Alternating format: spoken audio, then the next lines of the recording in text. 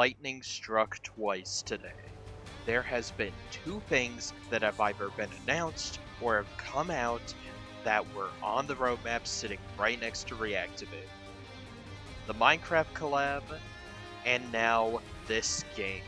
That favors the idea that we will be seeing Transformers Reactivate again at the Game Awards this year, which I will be streaming. Shameless plug. What's up, everybody? This is the Bro Stranger here, and today we'll be talking about Transformers Eternal War and its relation to Transformers Reactivate, and how it just confirmed once again that Reactivate will be coming out in 2025. Now, if you're not caught up with the roadmap that got leaked, essentially there was a huge Transformers leak, and it wasn't as big as the Pokemon leak and didn't do nearly as much irreparable harm to the brand as that leak did, but it did show off the next 5 years of Transformers content via movies, video games, TV shows, and comics. Reactivate was slated for a 2025 release date on this roadmap, and we got stuff like the Minecraft collab, and we got this game. Now, on the roadmap is just titled as a Wanda Cinema game.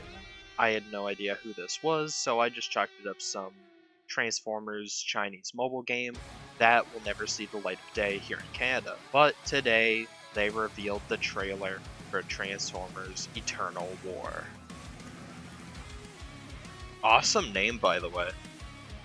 And with that trailer, you probably have a lot of questions, like what type of game is it, what genre, what characters are going to be in it, are you going to be able to play as both Autobot and Decepticon? What's the story going to be like? Where does it take place? Well, I actually have the description of the game right here. Experience the Transformers franchise like never before in Transformers Eternal War, a new idle RPG adventure mobile game.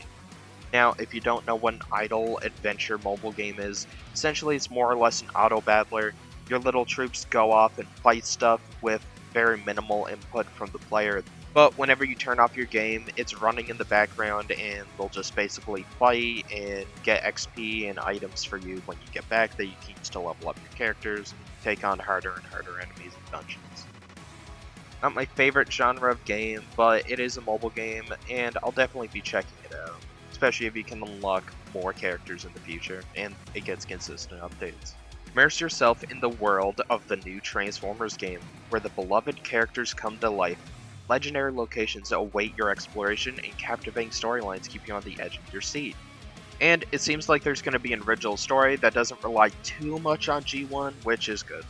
And hopefully soon, we'll be able to go to Cybertron and a lot of the other planets in future updates, and not just be stuck on Earth. Transformers Eternal War brings together exciting combat mechanics and a gripping new narrative.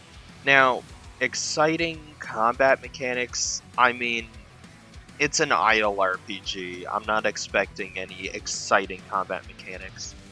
I'm gonna be honest, I think that will be the game's weakest point, but whatever. Assemble your team of Autobots and Decepticons and unleash powerful abilities to achieve victory. The battle rages on, so answer the call.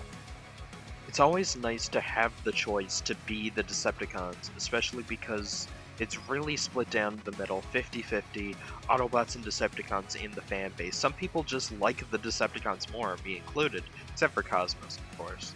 But it just goes back to what Matt Teeger was saying in his interview with Transformers War for Cybertron. Transformers has always been about choice. Do you choose to be an Autobot, or do you choose to be a Decepticon?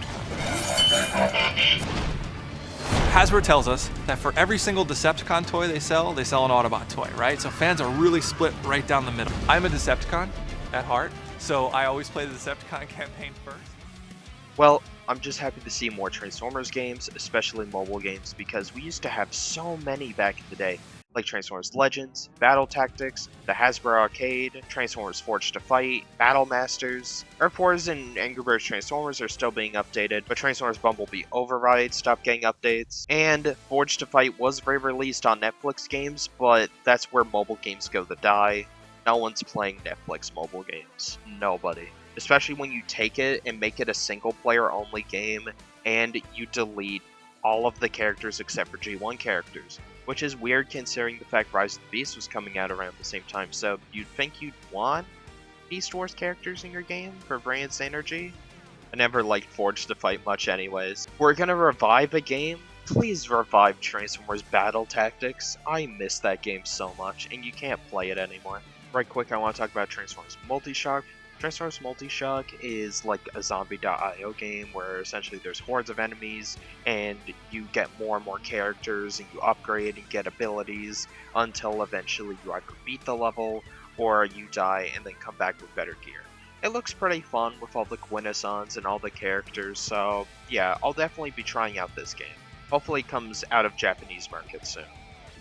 Anyways guys, that was my thoughts on Transformers Multishock, the state of Reactivate, and Transformers Eternal War. Let me know what you think in the comments down below, and are you excited for any of these? I've been the Brush Ranger.